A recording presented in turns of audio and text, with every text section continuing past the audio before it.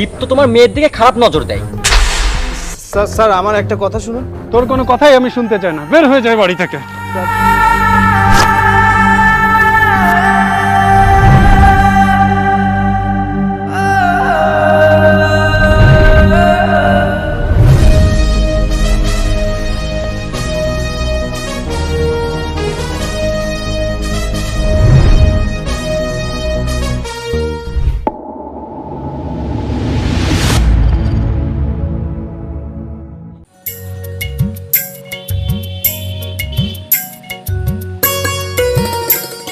কিরে মা, সেই সকাল থেকেই দেখছি তুই পড়ছিস, একটু রেস্ট তো নিবি, না হলে তো অসুস্থ হয়ে পড়বি। আর অসুস্থ হয়ে গেলে তখন কি হবে? বাবা, আমি তো চাই অসুস্থ হয়ে যেতে। কি? হ্যাঁ, তাহলে তুমি আমাকে আরো বেশি বেশি আদর করবে। পাগল মেয়ে একটা, এই আদর পাওয়ার জন্য এত ভালো লেখাপড়া করেও তুই ঢাকাতে গেলি না, এই গ্রামেই থাকতে হবে তোর। আমি তোমাকে ছেড়ে কোথাও যাব না। আর কে বলেছে তোমাকে যে ঢাকাতে শুধু ভালো পড়াশোনা হয়? গ্রামে কি ভালো পড়াশোনা হয় না? মন দিয়ে পড়াশোনা করলে সব জায়গাতেই ভালো রেজাল্ট করা সম্ভব, হোক সেটা গ্রামে বা শহরে। ধরো আমি যদি তোমাকে রেখে চলেও যাই, তাহলে আমার এই বুড়ো বাপটাকে কে দেখবে শুনি? বাবা, আমি তোমাকে ছেড়ে কোথাও যাব না। ওরে আমার মা রে। এসব নাটক বন্ধ কর আর আমাকে খেতে দে। আর বাবা, আমার টাকা লাগবে কয়েক লাখ। কিসের টাকা? কোনো টাকা পাবি না তুই, একটা টাকাও দিব না তোকে। টাকা পাবো না মানে? টাকা লাগবে মানে আমার টাকা লাগবে। আমি তোকে কোনো টাকা দিব না। টাকার ব্যবস্থা যদি না করো, কিভাবে টাকা বের করতে আমি খুব ভালো করেই জানি। টাকা না দিলে তুই কি করবি? কি করবি তুই? টাকা ইনকাম করা কত কষ্টের তুই জানিস সেটা? টাকা দিতে হবে না তোমার, এই বাড়ি আমার নামে লিখে দাও, এই বাড়ি বিক্রি করে আমি আমার টাকার ব্যবস্থা করে নেব। কি বললি তুই? তুই বাড়ি বিক্রি করার কথা বললি? তোর এত বড় সাহস, তুই এই বাড়ি তোর নামে লিখে দিতে বলিস?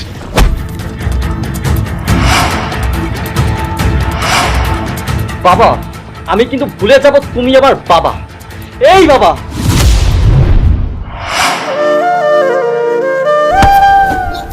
বিয়াদব, নেশাখোর, তোর লজ্জা লাগে না তুই আমার বাবার গায়ে হাত তুলিস? তোর একটাবার হাতটাও কাঁপলো না? আর তুই কি করলি? তুই আমার গায়ে হাত তুললি, আমার গায়ে। আমি তো তোকে বাঁচিয়ে রাখবো না, আমি তো তোকে মেরেই ফেলবো। তাহলে আমার পথ আরো ক্লিয়ার। এই পুরো সম্পত্তির মালিক আমি একা। আমি। তুই ওকে ছেড়ে দে, তুই আমার মেয়েকে মারিস না, ও মরে যাবে। আমার মেয়েকে ছেড়ে দে, তুই যা বলিস আমি তাই শুনবো। এই বাড়ি তোর নামে লিখে দেবো, তুমি আমার মেয়েকে ছেড়ে দে। সত্যি আমার নামে লিখে দিবে তো? না হলে কিন্তু আমি আমি সত্যি বলছি বাবা, তুই যেটা চেয়েছিস আমি সেটাই দিব, তুই আমার মেয়েকে আর মারিস না। ঠিক আছে, আজকের মতো বাঁচিয়ে রাখলাম তোকে, কিন্তু আর এক মুহূর্ত না। বের হ, বের হ আমার বাড়ি থেকে এখনই। কোথায় যাব বাবাকে নিয়ে? সেটা আমি কিভাবে জানবো? যেখানে খুশি যা, মর গিয়ে। নেশায় অন্ধ হয়ে আছিস তুই, দেখবি একদিন এই নেশা আর জুয়া তোকে শেষ করে ফেলবে। একদম বেশি কথা বলবি না কিন্তু, না হলে এবার। থাক, আমরা চলে যাচ্ছি। চল মা, আমরা এখান থেকে চলে যাই। বাবা,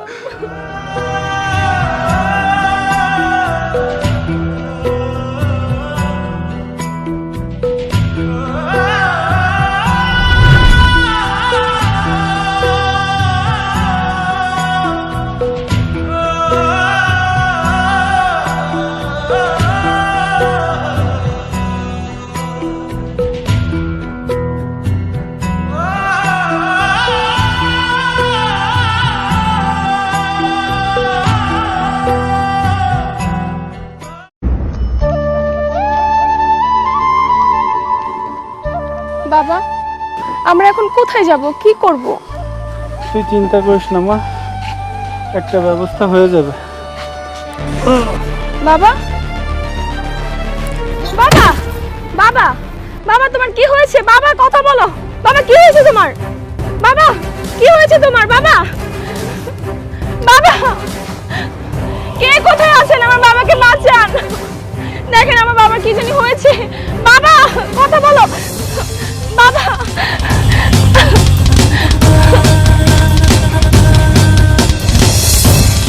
ইনভেস্টিগেট করার পরেও তো তেমন কিছু পাওয়া গেল না স্যার।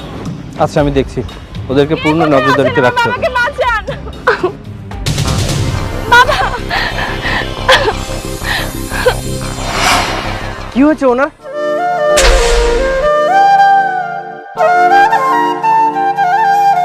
অফিসার স্যার, ওনাকে তুলুন, দ্রুত গাড়িতে নিতে হবে।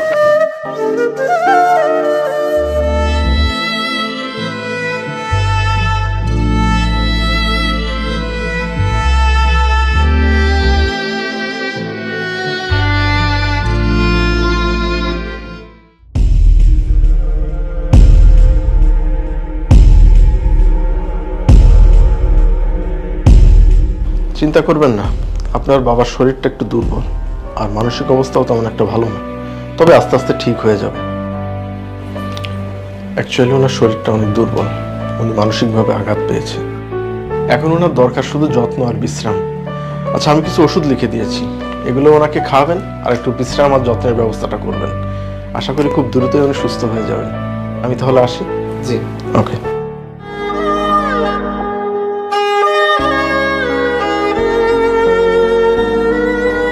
জুলিয়েট, মা জুলিয়েট।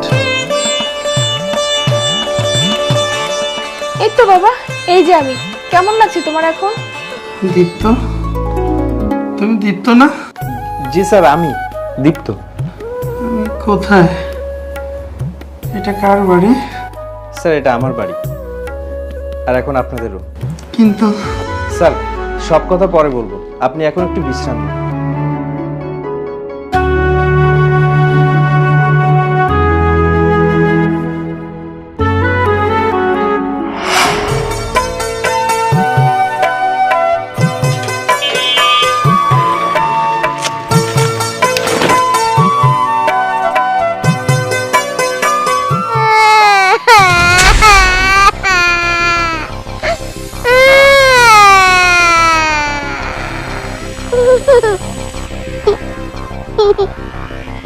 কি হয়েছে বাবা? কান্না করছো কেন? কি হয়েছে তোমার? তোমার বাবা মা কোথায়? তোমার বাড়ি কোথায় বাবা? আমার কেউ নাই, আমি এতিম। আরে বাবা, এমন বলে না। তুমি কাঁদছো কেন? আমার খুব খিদে লাগছে, আমি 2 দিন ধরে কিছু খাইনি।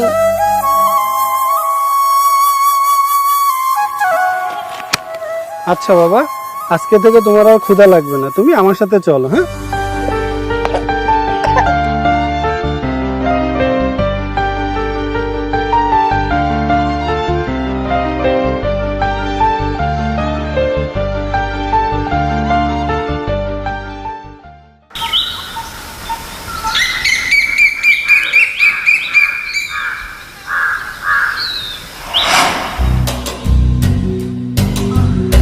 কি ব্যাপার, এ কাকে নিয়ে এসেছো?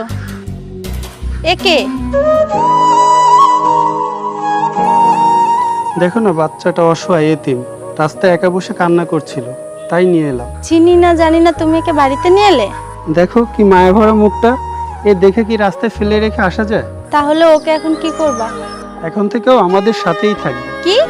ও আমাদের ছেলে মেয়েদের সাথে স্কুলে যাবে আর এখানে থেকেই পড়ালেখা করবে। আচ্ছা ঠিক আছে, তুমি যা ভালো মনে করো। চলো ভিতরে চলো। হ্যাঁ চলো। চলো বাবা, আসো।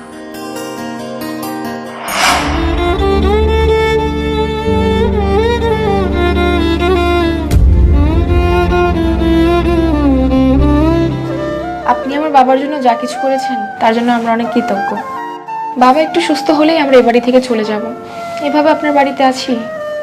আপনি দূরে গেলে কি মানুষকে আপনি করে বলতে হয় নাকি?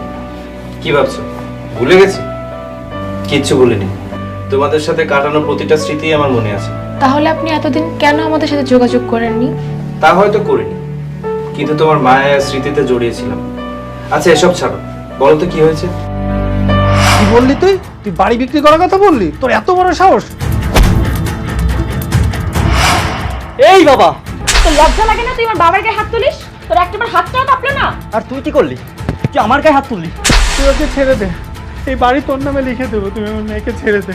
ঠিক আছে, আজকের মতো বাঁচিয়ে রাখলাম তোকে। বের হ, বের হ আমার বাড়ি থেকে এখনই। চল মা, আমরা এখান থেকে চলে যাই। মা মারা যাবার পর থেকে ভাই জুয়া আর নেশার প্রতি আসক্ত হয়ে যায়। আমি আর বাবা আমার ভাইকে অনেক আটকানোর চেষ্টা করেছি, কিন্তু ও শোনেনি। এলাকার চেয়ারম্যানের ছেলের সাথে মিশিয়ে আরো বেশি বিগড়ে যায়, কিন্তু এবার খুব বাড়াবাড়ি করে ফেলেছে। জুলিয়েট, তুমি একদম মন খারাপ করো না। স্যারের তিল তিল করে গড়ে তোলা বাড়ি থেকে স্যারকেই বের করে দিয়েছে। কাজটা একদমই ঠিক করেনি। ব্যাপারটা আমার কাছে খুব খারাপ লেগেছে। আমি আমার পরিবার বলতে এখনো তোমাদেরকে বুঝি। একদম চিন্তা করো না, সবকিছু ঠিক হয়ে যাবে। যাও।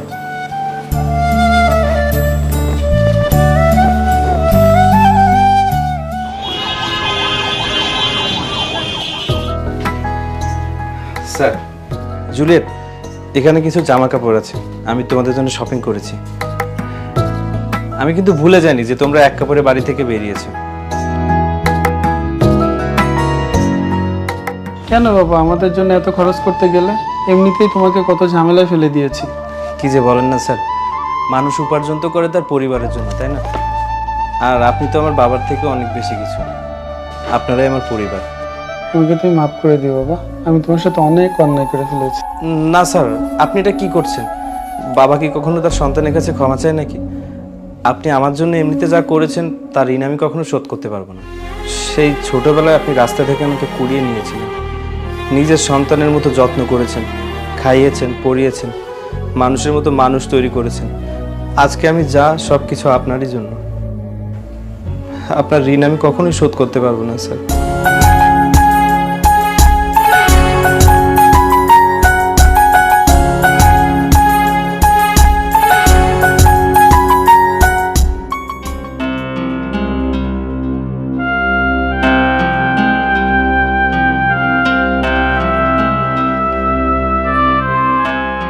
বাবা, কি ভাবছো?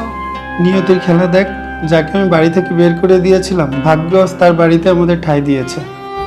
আর আমার নিজের রক্তের ছেলে আমাদের বাড়ি থেকে বের করে দিল, আর তোর হকও ঠকালো। থাক বাবা, তুমি মন খারাপ করো না তো। ভাগ্যে যা লেখা আছে তাই হবে, আর ভাগ্যের লেখা কেউ কখনো বদলাতে পারে না। ভাগ্যে ছিল তাই আজ আমরা এখানে। সেদিন তুমি তোমার ছেলের কথা কেন শুনেছিলে, আর তোমার প্রিয় ছাত্রের কথা কেন তুমি শুনোনি? ঠিক বলেছিস তুই।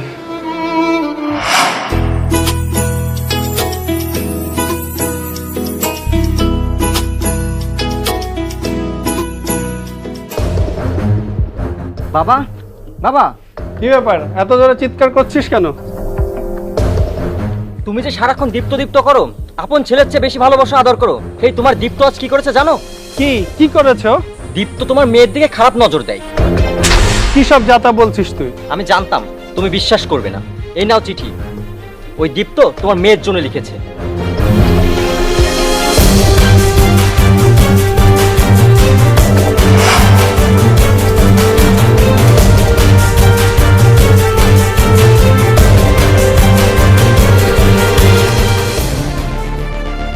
দীপ্ত, এই দীপ্ত। জি স্যার। কি এসব?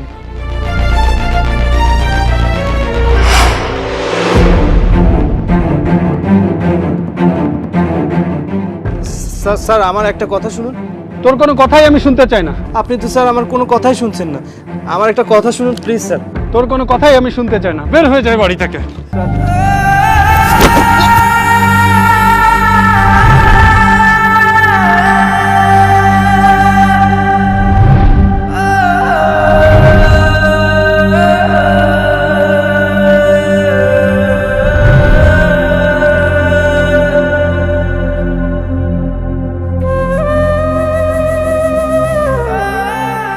বের হয়ে যা আমার বাড়ি থেকে।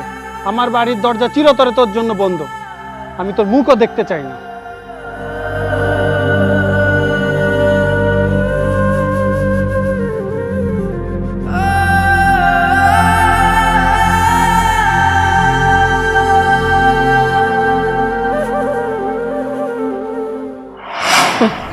অথচ ওই চিঠিটা দীপ্তরই লেখা ছিল না। চিঠির কথাগুলো এতই খারাপ ছিল যে তখন আমি আমার রাগকে কন্ট্রোল করতে পারিনি। পরে যখন বুঝতে পারলাম তোর ভাই এই কাজটা করেছে দীপ্তকে বাড়ি থেকে বের করে দেওয়ার জন্য, তখন থেকে দীপ্তকে আমি অনেক খুঁজেছি, কোথাও পাইনি। আমি নিজের কাছে নিজেই লজ্জিত। থাক বাবা, মন খারাপ করো না। তোমার ভাগ্য দেখো, তোমার ভাগ্যই তোমার প্রিয় ছাত্রের কাছে তোমাকে নিয়ে আসছে, হয়তো তোমার ভুল শুধরাতে। দেখো সব ঠিক হয়ে যাবে। ঠিক বলেছিস তুই।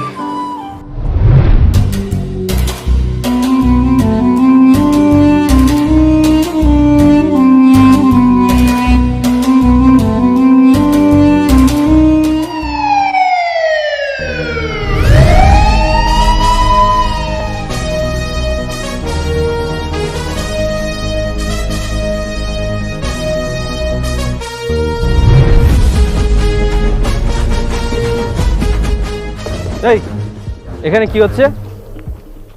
আদাব স্যার, কি খাবেন, কফি নাকি ঠান্ডা নাকি বার্গার? এই চুপ থাকুন, আগে বলুন এখানে হচ্ছেটা কি? স্যার, এই ছেলেরা না খুব খারাপ, সারাক্ষণ শুধু নেশা করবে আর জুয়া খেলবে। আমি এত বারণ করি, আমার কথা শুনবে না। আর এই যে মাস্টারের ছেলে, এটা তো এদের লিডার, সারাক্ষণ শুধু জুয়া খেলবে আর নেশা করবে। আপনি চেয়ারম্যানের ছেলে না? জি স্যার, আমি চেয়ারম্যানের ছেলে, আমি অনেক ভদ্র, আমি এসব করি না। চুপ থাকুন। আপনি কি কি করেন সেটার খবর আমাদের কাছে আছে। অফিসার, এদেরকে থানায় নিয়ে যান। স্যার আমি আমার বাবাকে একটা ফোন দিই। কাকে কাকে ফোন দিতে হবে সেটা থানায় গেলে বুঝতে পারবেন। অফিসার, এদের দুজনকে নিয়ে যান। বিশ্বাস করেন স্যার, ও সব মিথ্যে কথা বলছে।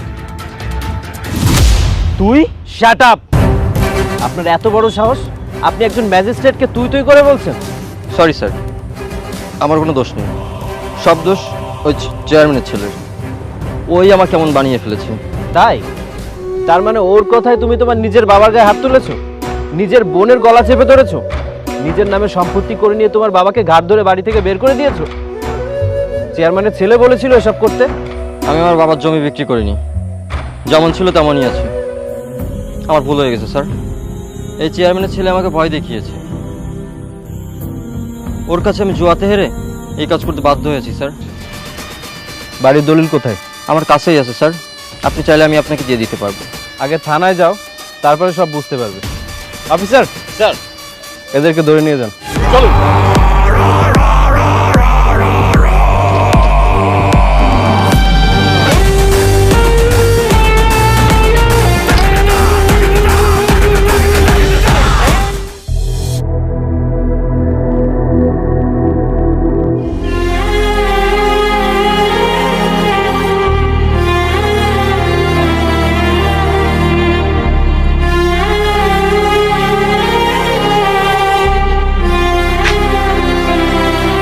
এটাই তো আমার বাড়ি।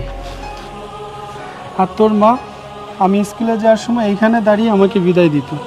ভেবেছিলাম শেষ নিঃশ্বাসটা এই বাড়িতেই ত্যাগ করব, সেটা আর হলো না, কারণ এই বাড়িটা তো এখন আর আমার নেই।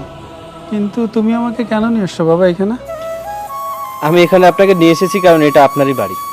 এটা আপনার বাড়ি ছিল, আপনার বাড়ি আছে, আর আপনার বাড়িই থাকবে। কি বলছো এইসব? এই বাড়ি আমার মানে? আমাকে মাফ করে দাও বাবা। ও এখানে কেন এসেছে? ওকে চলে যেতে বলো। শাওন, তুই এখানে কেন এসেছিস? চলে যা এখান থেকে। তুমি শাওন কিভাবে তাড়িয়ে কেন দিচ্ছ? ও তো তোমার ছোট ভাই। আমি জানি শাওন অনেক বড় ভুল করেছে স্যার। শাওন তো নিজের ভুলটা বুঝতে পেরেছে, আর যে নিজের ভুল বুঝতে পারে তাকে ক্ষমা করে দেওয়া উচিত, তাকে আরেকবার সুযোগ দেওয়া উচিত। আর ও যেটা করেছে নিজের ইচ্ছায় করেনি, ওকে দিয়ে করানো হয়েছিল। এখন তো নিজের ভুল বুঝতে পেরেছে, নিজের ভুলের জন্য অনুতপ্ত। ও হবে অনুতপ্ত? যেই চেয়ারম্যানের ছেলের জন্য আমার গায়ে হাত তুলেছিল সে এখন কোথায়? আমার সমস্ত গহনাগাটি বিক্রি করে আমি ওর দেনা পরিশোধ করেছি। আমাকে মাফ করে দাও। আরে ওট ওট, পা ছাড়। আমি তোর সাথে অনেক বড় অন্যায় করে ফেলেছি, আমাকে তুই মাফ না করলে আল্লাহ আমাকে মাফ করবে না। তুই আমার কাছে মাপ না চেয়ে তুই বাবার কাছে মাপ চা রে। তুই বাবাকে অনেক কষ্ট দিয়েছিস, বাবা যে তোকে অনেক ভালোবাসে রে। কোন মুখে মাপ চাইবো বাবার কাছে? আপু তুই একটু বাবাকে বোঝা না। স্যার, শাওনকে মাফ করে দিন, ও আসলে নিজের ভুলটা বুঝতে পেরেছে। আমাকে মাফ করে দাও বাবা। বাবা তুমি আমাকে মাফ করে দাও বাবা, আমি সব ওই চেয়ারম্যানের ছেলের পাল্লায় পড়ে করেছি। আমি তোমার থেকে বাড়ি লিখে নিয়েছিলাম না বাবা, আমি সে বাড়ি বিক্রি করিনি বাবা, তোমার বাড়ি তোমারই আছে। তুমি আমাকে মাফ করে দাও বাবা, বিশ্বাস করো বাবা আমি এত খারাপ না, তোমার রক্ত আমার শরীরে বইছে বাবা, আমি নেশার করে সব করে ফেলেছি বাবা। এ আপু বাবাকে একটু বোঝা না, আমাকে যেন মাফ করে দেয়। বাবা, শাওন ওর নিজের ভুল বুঝতে পেরেছে, ওকে মাফ করে দাও। স্যার, ছোটবেলায় দুষ্টুমি করলে তো আপনি আমাদেরকে দিয়ে কান ধরাতেন, তারপরে অবশ্য ক্ষমাও করে দিতেন। শাওনও তো ভুল করেছে, আর ও নিজের ভুলটা বুঝতেও পেরেছে। আপনি ওকে দিয়ে কান ধরান অথবা যে কোনো শাস্তি দিন, ও মাথা পেতে নেবে। কিন্তু স্যার দয়া করে ওকে মাফ করে দিন। ওকে জুয়া আর নেশা যেন কখনো না ছুতে দেখি। ওসব বাদ দিয়ে ও যদি মন দিয়ে লেখাপড়া করে তাহলে ওকে আমি মাফ করে দিতে পারি। বাবা আজকের পর থেকে তুমি যা যা বলবে আমি সব শুনবো।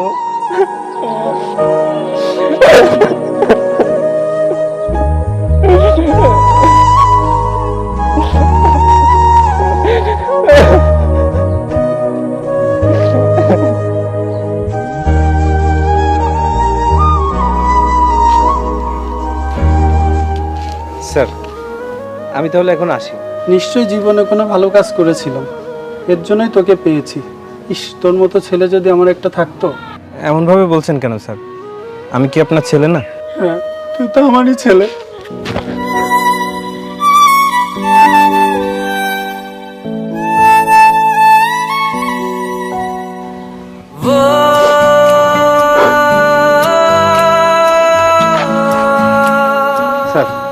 আমি তাহলে আসি। 1 মিনিট ভাইয়া। বাবা, আমি একটা কথা বলবো। কি? বাবা, দীপ্ত ভাইয়া জুলি আপু দুজনকে পছন্দ করে, আর এই পছন্দের জায়গাটা আমি নষ্ট করে ফেলেছি। ওই দিনের চিঠিটা দীপ্ত ভাইয়া লেখেনি, আমি নিজেই লিখেছিলাম। কারণ দীপ্ত ভাইয়ার প্রতি আমার সবসময় হিংসা হতো। তুমি আমার থেকে দীপ্ত ভাইয়াকে সবসময় বেশি ভালোবাসতে, তাই আমি এমনটা করেছিলাম। আমাকে মাফ করে দাও বাবা, আর তোমাকে একটু অনুরোধ করতে চাই, তুমি ওদের 2 হাত এক করে দাও। তাহলে যদি আমার অপরাধ বোধটা কিছুটা কম মনে হয়। ওদের যদি কোনো আপত্তি না থাকে তাহলে আমারও কোনো আপত্তি নেই। আপু চল, তুই দীপ্ত ভাইয়ার মতো ভালো মানুষ আর কোথাও পাবি না। ভালো থাকিস তোরা।